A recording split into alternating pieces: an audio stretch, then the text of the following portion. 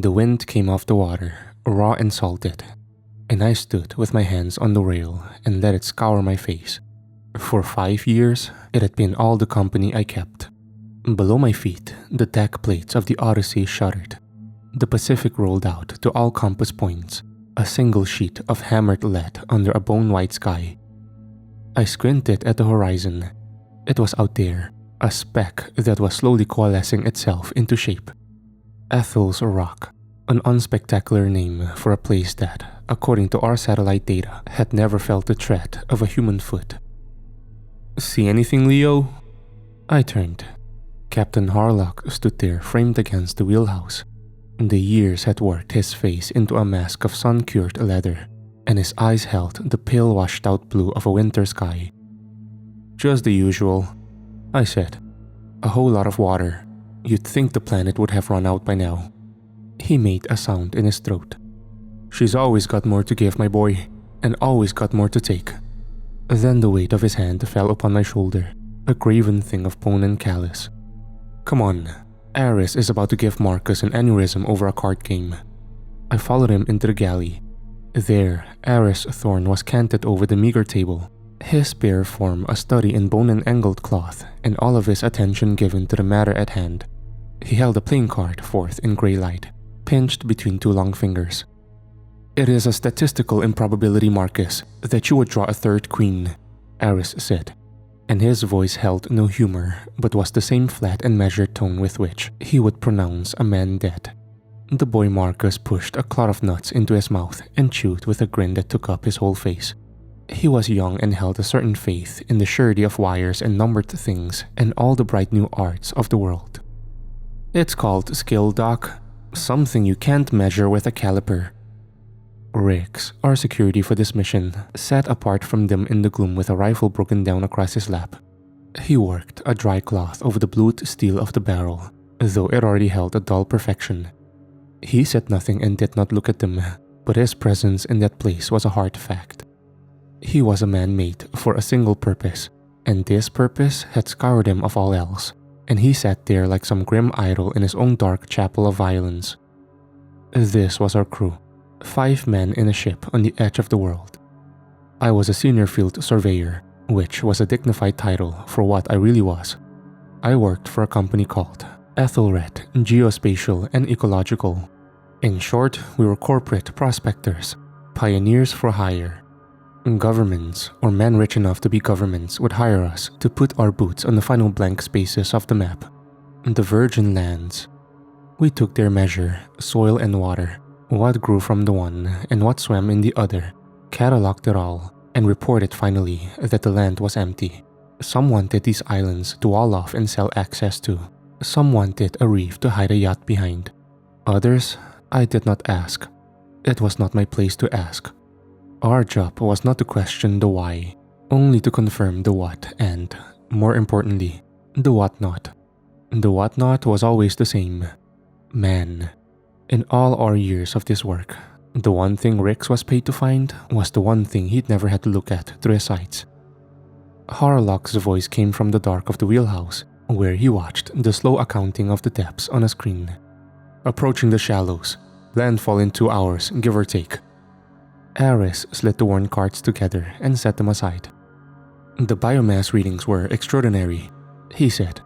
"A completely isolated ecosystem. Think of it, Leo. Flora and fauna that have never been cross-contaminated. New species, maybe even a new genus." And the island itself grew before us on the far edge of the sea and rose up a stone of ancient green. The sea broke against its foundations in a white fury. A high thin whine started up as Marcus sent his preliminary drone aloft. "Signal's clear," he said, his eyes glued to the screen in his hands. "The topography looks aggressive. Central plateau, just like the initial scans showed. No visible structures, no smoke, no signs of anything man-made." "Wildlife?" Aris asked. "Hard to say from this altitude. It's dense. I'm getting a few thermal signatures, but nothing big. Lots of avian life concentrated on the sea-facing cliffs." We found a breach in the western wall of the island, a dark cove where a line of offshore skerries stood against the sea. The beach within was a wound of black volcanic sand. It was the only way in. Harlock and Rix took the first crossing in the dinghy as a kind of grim essay of that place. We stood at the rail of the Odyssey and watched them go, their small boat receding upon the grey water, until it was only a mote crawling toward the intense and silent shore. They were gone for an hour. Then the radio gave a crackle of static, and Harlock's voice came across that emptiness. "Beach is secure. Look stable."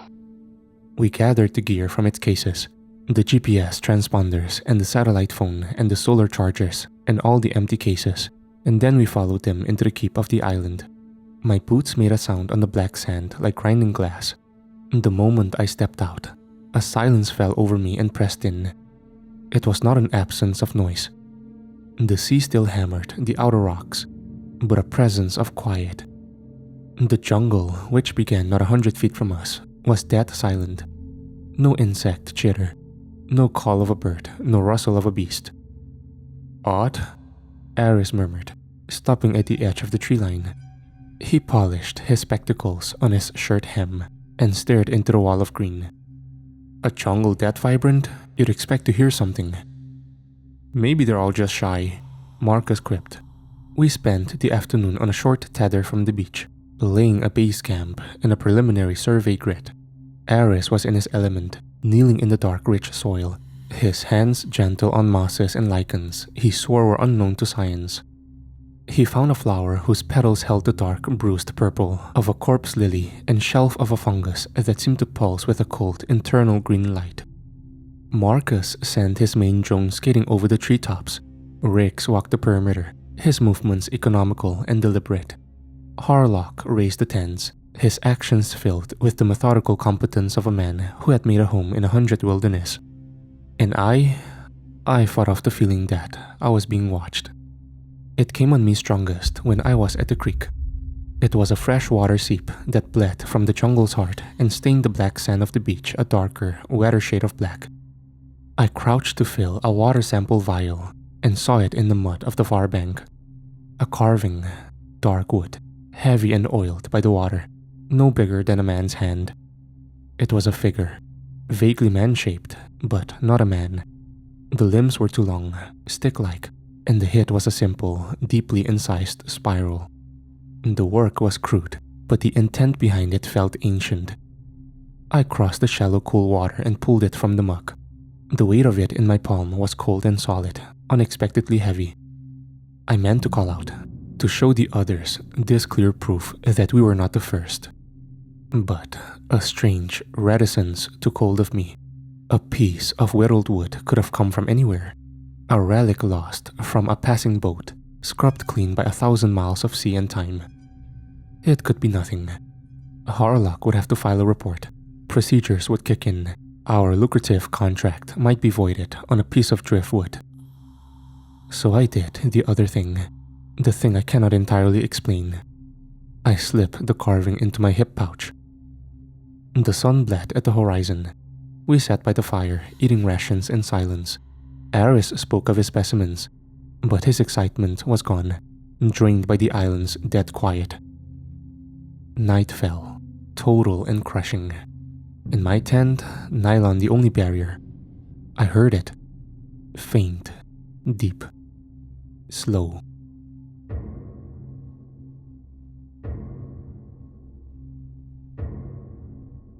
The beating of a drum.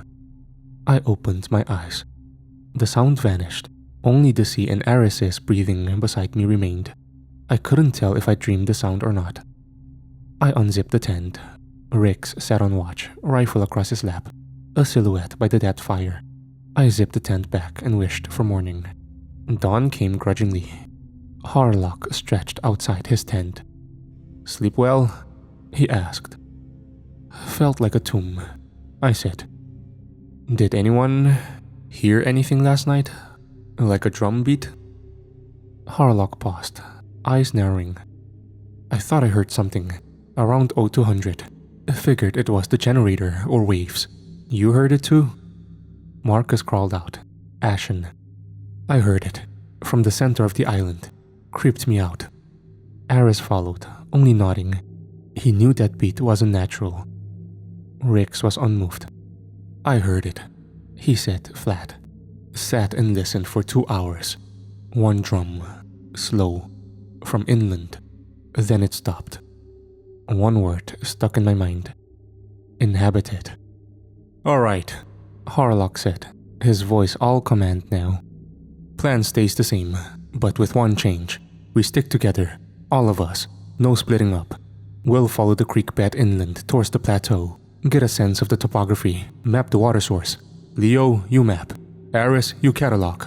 Marcus, get the drone up as soon as we're under the canopy. Rix, you stay frosty. If this island isn't as empty as the brass thinks, I want to know about it yesterday. We left the relative safety of the beach, and the jungle took us. The trees were old and vast, their crowns a woven roof that sealed out the sky and plunged the world into a perpetual green gloom. The pale green fungus was everywhere, clinging to rocks and trunks. We hadn't gone a quarter mile when Aris put a finger to the bark of a tree that had no name in his books. Look at this, he said, his voice a whisper. He traced the lines of deep gashes cut into the wood. Scrape markings, a spiral, see it? Almost identical to the patterns on some Neolithic standing stones in Orkney. But these look fresh. It was the same spiral as the idol I carried in my pouch. A cold sickness began to turn in my gut. We went on, deeper into the green twilight. Marcus fought for a signal, tilting his controller at the oppressive roof of the world, walking in circles. He moved toward a small break. Got it. There's a gap. Sending her up. The machine's whine rose and was quickly swallowed by the immensity of the forest. On the small screen, we saw the gray-green, monstrous height of the island. I've got... Wait, Marcus said, leaning into the screen. There's a dead zone, straight in the middle, like a perfect circle of static. My drone's sensors are getting fried. Magnetic interference, maybe? No, it's not. His words were cut off. The image on the screen died, replaced by a blast of white noise. Shit, lost the signal. It just went dead. His thumbs flew over the controls. The drone isn't responding to return to home protocol. She's gone. The drone, our eye in the sky, was gone, lost to the island's blind heart. An hour passed. The creek bed devolved into a trough of sucking mud. Rix walked point, his M4 held at a low ready. Suddenly, he stopped. He raised a hand in a silent clenched fist. We all halted behind him. He beckoned us forward without looking back. And we saw what he saw. It was a pit dug into the black earth of the jungle floor, 10 feet across, hidden beneath a frail, artful weaving of leaves and branches. The bottom was a bed of sharpened stakes, their points hardened in some fire, angled to receive a falling body. It was a trap made for something large, something heavy. But it wasn't the trap itself that froze the blood. In the center of the pit, a length of rusted chain was staked to the earth. From the chain, there dangled a human skull. It was weathered, its empty sockets choked with green moss. Back to the beach, now, Harlock said. His voice was quiet, deadly. Pack it all. We're leaving. Ethelred gets the report from the boat. We tell them the island's inhabited and lethal. No one argued. The return journey was a nightmare. The silence of the jungle was no longer passive. It was observant. Rix walked much of the way backward, his rifle tracing arcs across the gloom. We broke from the tree line onto the black sand, gasping in the gray open air. And then we saw our camp. Our 3 orange tents still stood in a neat triangle, but there was now a fourth structure among them. It was a teepee of lashed branches and cured hides. Animal hides, I thought at first, until my eye caught the faded blue ink of a crude ship's anchor tattoo upon a piece of skin stretched tautly between 2 poles. Before this grotesque construction, a crude altar had been made. Upon it, our satellite phone and our emergency beacon were piled like offerings, smashed to a glittering ruin of plastic and wire. And standing sentry over this desecration was a totem, 6 feet tall and carved from the same dark heavy wood as the idol in my pouch. In the spiral, where its face should have been, were set 2 discs of polished mother of pearl. They caught the flat gray light and glittered like intelligent, malicious eyes. Someone had been to our camp. They had walked among our things. They had judged our tools, our links to the world we knew, and found them wanting. Then they had built their own temple on the ashes of our technology. The rifle in Rick's hands swung toward the black wall of the jungle as if some shape could be discerned there. But there was only the trees and the dark between the trees. Harlock stood with his seaman's certainty scoured from him. What was left was only the face of an old, frightened man. "Get that thing down," he said, his voice thin and hollow against the ceaseless crash of the waves, gesturing to the tattooed hide. No one moved. We just looked at the sheet of flayed skin, the faded blue anchor a horrifying testament to the man it had been stripped from. The wind stirred it, and it seemed a thing of ghastly life. "Marcus," Harlock said, the command back in his voice, a splinter of it anyway. "Get a fire going, a big one. Aris, get the medical kit. Make sure we have everything ready to go. Leo, help Rix fortify this position. Use the supply cases, whatever we have. They funneled themselves through our camp once. If they come at us again, they'll come from the trees onto this beach. We'll have a clear line of sight." Reluctantly, we put our hands on their totem, on their cured flesh, a profanation we were made party to as we tore it down. We built a low wall from the hard cases of our gear. The great spiral-faced totem we left where it stood. We had no strength to move it. Its mother-of-pearl eyes stared out at the sea, a silent witness to our folly. The sun went down. It did not set so much as bleed out, and all the warmth of the world was drawn away with it. The fire Marcus built was a roaring, hungry thing that tore a hole in the coming dark and cast our shadows long and dancing across the black sand. The tree line was a solid wall of black, empty. Rix stood behind our low wall, as still as the rock around us. Harlock tended to the flare gun, counting the 3 shells. Aris sat staring into the flames, muttering the Latin names of his specimens, and I felt the weight of the idol in my pouch. The darkness became absolute. The silence of the jungle returned. And then the drums began. They were closer now. They rose not just from the center of the island, but from all sides. Then a wail began, a high, thin sound that was the shape of a human voice, but held nothing human in it. It climbed and fell on a scale of wrong notes, a dirge and a battle cry sung as one. "Oh my God," Marcus whimpered. "What the hell is that? That isn't a human voice," Aris said, his voice shaking. The scientist in him vanished. "The pitch, the resonance, it isn't made by human lungs.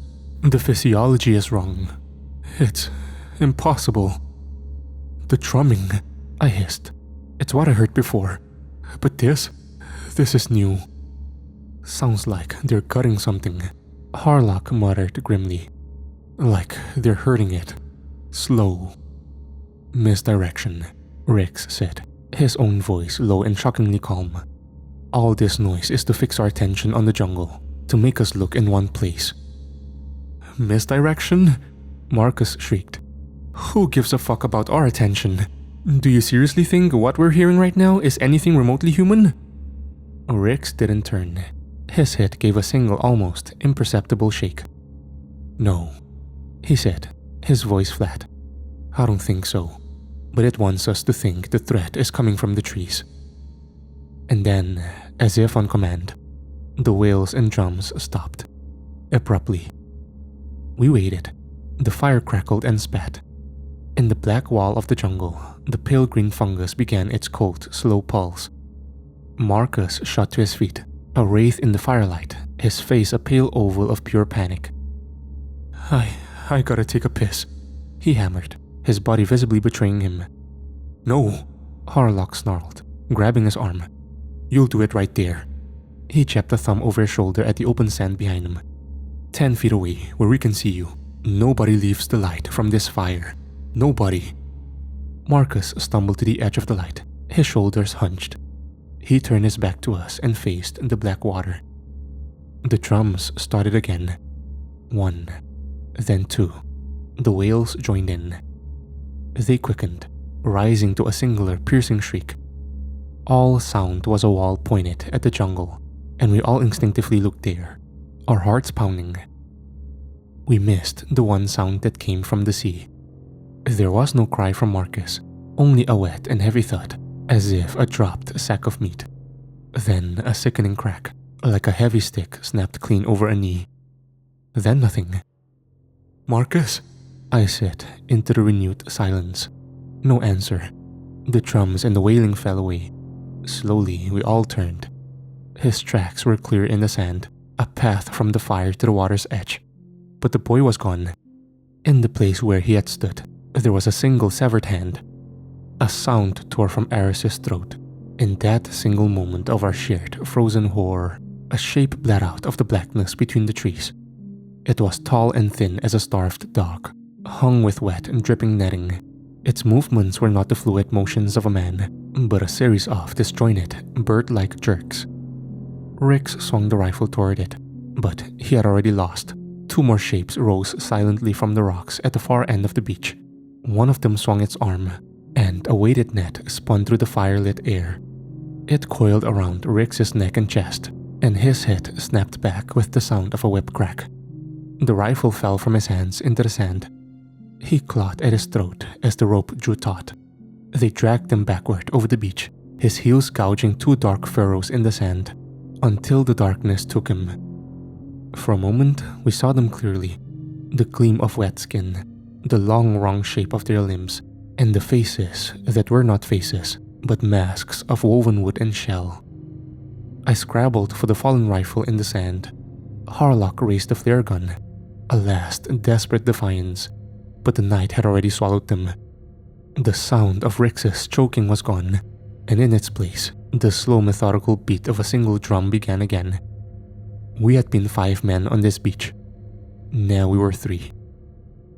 The fire roared on, oblivious. Out on the wet sand, the tide was coming in, licking at the edges of Marcus's hand. Rix's rifle was a dark shape half sunk in the grit. Aris folded in on himself and was sick, the contents of his stomach steaming on the black sand. Harlock stood like a man who had been struck by lightning and lived. All the life burned out of him, save for some stubborn core that would not let him fall. Then he blinked, and the captain was there again in the hollows of his eyes. "The boat," he said, his voice a dry rasp of sand and shell. "The dinghy. It's our only chance. To hell with the mission. To hell with the gear. We take the dinghy, and we get to the Odyssey." The ship, our world, a half-mile of open water away. "Aris, Leo, grab the go-backs." Harlock's command cut through the fog of terror. "Essentials only. Water, medkit, and the flare gun. Nothing else. We go now." We moved in a broken, stumbling line toward the dark slash in the rock where the boat was hidden. Aris wept without a sound as he went, his head turning again and again to the black wall of the jungle where nothing moved. I scooped up Rix's rifle from the sand, and its weight was unfamiliar and terrible. My hands shook on the stock, and I knew if a target presented itself, I would miss. Harlock went first, the flare gun clutched in his fist like a talisman. The drums were silent now, which was somehow worse. I could feel them moving with us in the dark beyond our sight, pacing us. We reached the inlet, and the boat was there, untouched, tucked between the rocks as we had left it, the dark water lapping at its rubber sides. Get in, Harlock hissed. His fingers were stiff and stupid on the mooring rope. I threw the backs in, the rifle, and helped pull a trembling Aris over the side. Harlock put his shoulder to the bow and gave a great grunting shove. We slid out into the water. He leapt aboard, landing with a heavy thud, his back to me as he clawed at the pull cord of the outboard motor. It was then I saw it. I was facing the beach, the rifle uselessly across my knees. A lone figure stood at the edge of the trees. He was not coming for us. He stood in utter stillness, holding a long spear. He was watching us go. He was letting us go. "Harlock, they're letting us go. It's a trap," I screamed.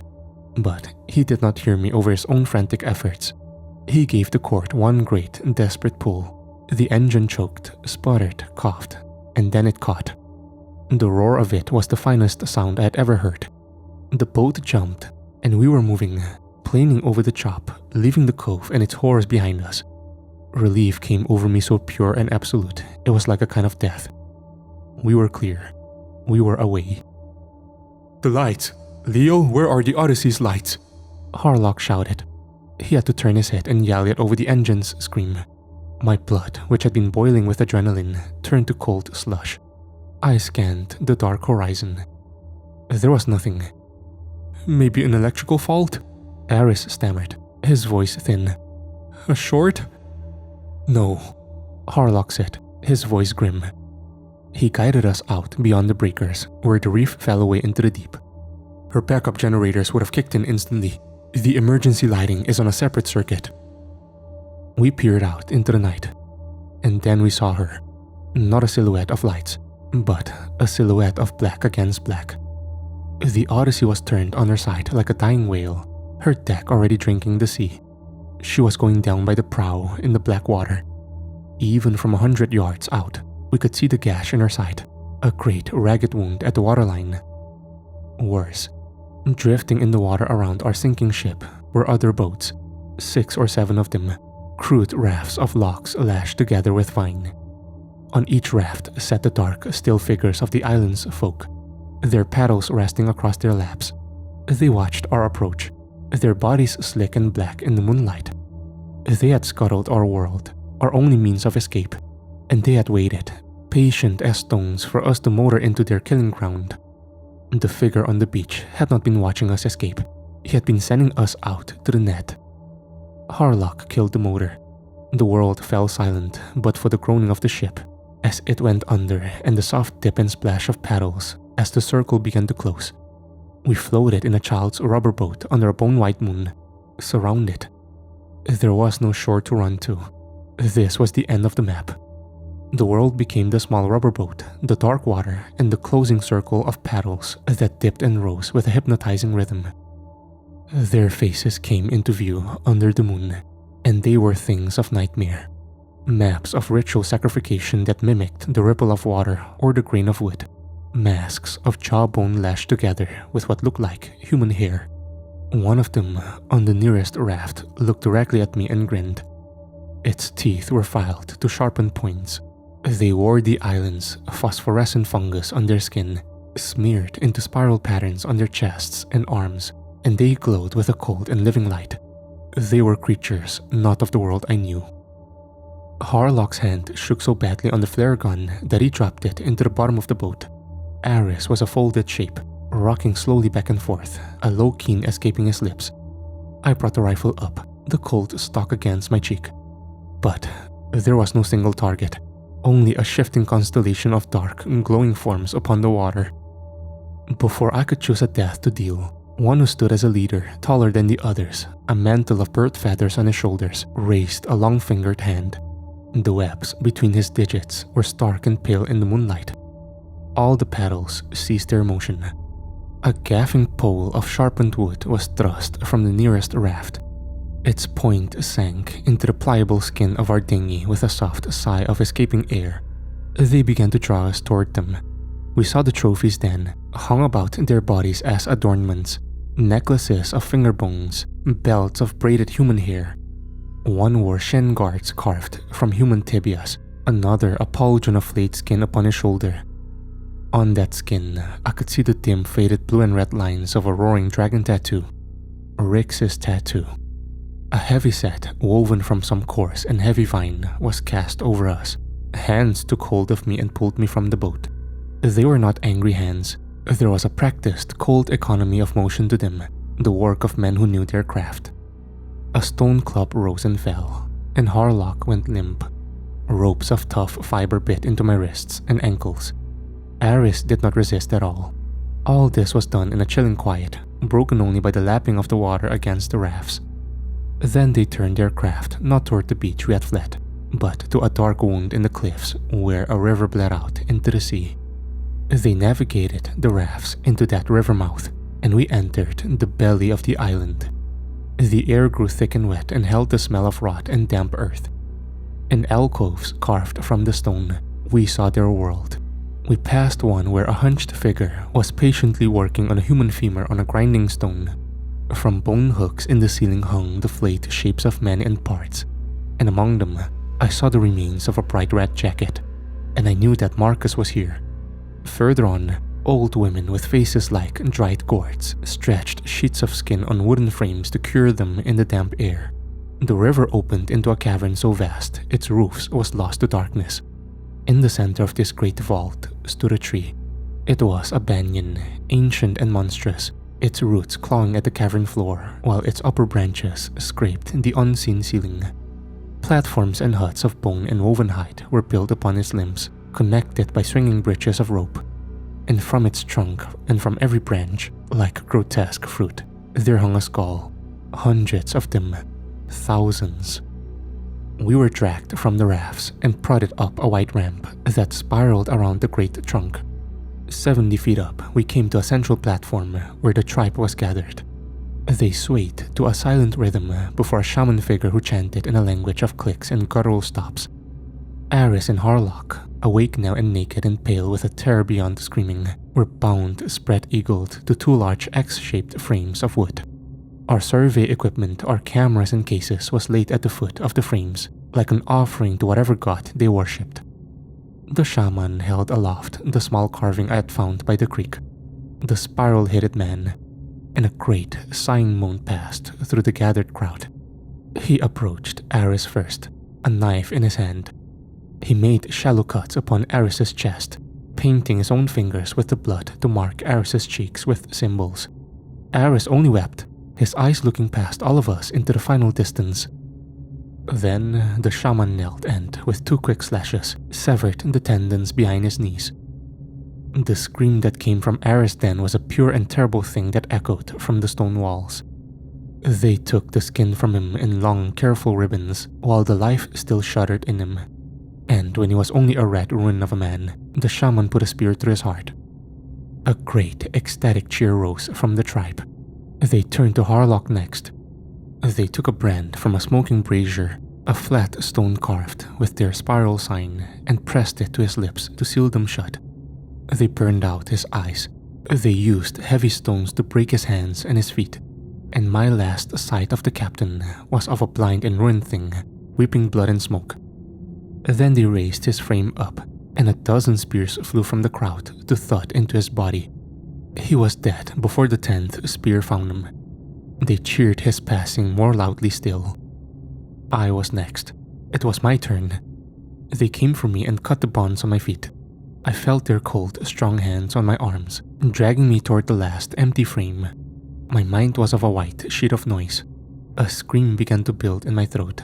A denial of the fact that my skull would soon be just another fruit on that terrible and godless tree.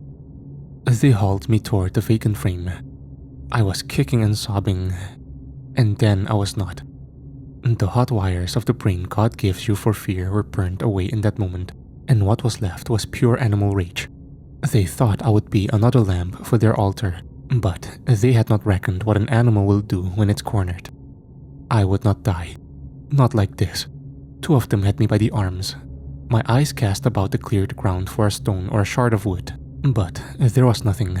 Nothing but the hard-packed earth and the bone-strewn frames and the rat work they meant to do. One of them turned to get new cords, and his grip on my arm slacked for a single beat of a heart. It was enough. I let my weight go limp. I fell into the creature's guard, and my teeth found his forearm. I closed upon the gristle there with a taste of old earth and corruption. He screamed, a high sharp sound that broke the ordained rhythm of the slaughter. A silence of surprise fell over the tribe. My teeth were buried to the bone in him, and I tore my head away, taking a knot of his flesh with me. I used the violent motion to drive the back of my skull into the face of the second one holding me. I felt the wet snap of bone beneath my skin, and he reeled back, clutching at his ruined nose. They both fell away from me, and the world opened up. For a moment, I was a free man under that dark stone ceiling. A raw cathedral of rage echoed around me. The way down the ramp was choked with their forms, but to the side, a single thick vine, a rope bridge, snaked its way from the main platform toward a lesser hut lodged in the great trunk of the tree. There was no choice in it. To stay was to die. To fall was to die. It was the only way that wasn't death. One of the tribesmen, recovering from his shock, came at me with a knife. He drove it down, and it scribed a line of fire along my ribs, but I caught his arm and turned his own momentum against him. We went down in a tangle of limbs, crashing against the carved wooden pole that stood at the platform's edge. The dozens of smaller bones threaded onto it chattered like dry seeds in a gourd. The pole was rotten at its base. It swayed on its foundation, and then it went over the sound of an old wood giving up its ghost. It fell not upon the platform, but out into the void, and its falling weight took the far anchor of that rope bridge with it in a final parting. The rope whipped violently through the air, striking the knot of men coming for me and sweeping 3 of them from their feet. I didn't hesitate. I ran and leaped over the edge. For a terrifying space, I fell, and then my feet hit the swinging rope bridge with a jarring shock. I fought for my balance upon that bucking cord, grabbing for a hold on its rough weave. I looked down into the murk of the cavern floor, and I saw it. Amidst a pile of salvaged driftwood and ship's refuse at the water's edge, I saw a block of alien yellow, our emergency life raft. I half climbed, half slid down the rope. My hands were raw and bleeding. A spear cast from above whistled past my ear and shattered on the stone beside me. I hit the floor and my knees buckled. My side was a sheet of warm blood and slick mud. I looked up and saw their dark shapes already swarming down the great tree, moving down the trunk and its network of ropes with a speed that wasn't human. I had seconds. I lunged for the bright yellow pack and ran for the black mouth of the river. The river took me in a cold so absolute it seemed to be the very marrow of the stone itself. I kicked out into the black water with the pack clutched to my chest, paddling through a tunnel lit only by the swimming ghosts of the strange phosphorescent fish. Then I was through the cave and into the night. The sea. Above me the clouds had broken, and the moon was a splinter of bone in the sky. But they were coming. Their crude rafts were already in the water behind me. The sound of their paddles, a frantic drumming that drew ever closer. I tore at the ripcord of the raft with numb, useless fingers. Twice it slipped my grasp. The lead raft came on fast, and I saw the scarred man in the prow raise a harpoon against the moonlight. With a final sobbing effort, I pulled the cord.